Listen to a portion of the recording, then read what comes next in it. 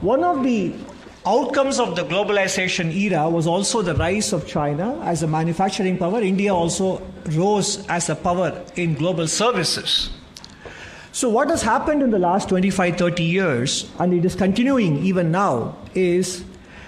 in several high-tech, medium-tech areas, the presence of China is pervasive and dominant, and the manufacturing as a share of world gross output, China's share will probably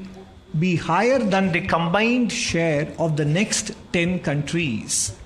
It gives them a lot of strategic levers and advantage in several areas, as we will see later in some other dimensions as well.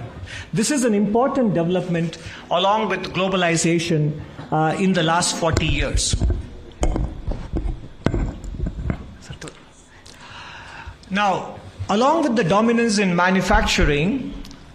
in terms of the materials and minerals required for global energy transition, let's first take a look at the solar energy. Global demand in 2010 was, China's share of the global demand was very small, and therefore China's production capacity in those areas was also quite small comparatively. But fast forward 11 years later, while demand has grown even within China, but the production capacity in that country has grown even more than demand, basically giving them an important lever in terms of the source of supply for all ingredients and components related to energy transition. And if you happen to see the September 2024 report of Mr. Mario Draghi on the European competitiveness, the entire 75-page report is full of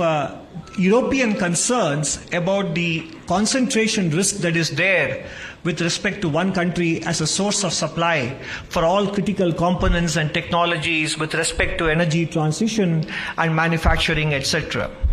Moving on from solar energy to electric mobility,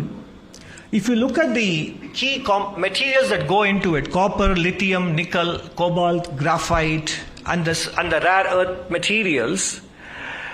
the dominance, and this is a slide which we have shown you back in July 2024 as well, the dominance of one country is quite clear.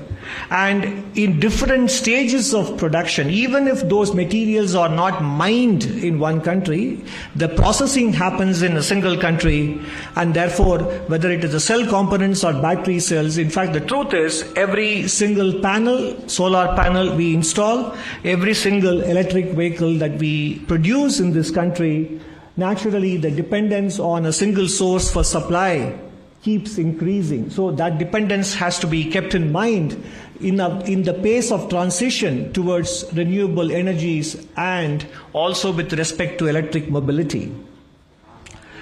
So this is the global context, that the era of globalization, faster and larger movement of trade and goods and services and investments is behind us, and there is a huge presence of a single country, a phenomena that we have not seen in a very long time, at least since World War II.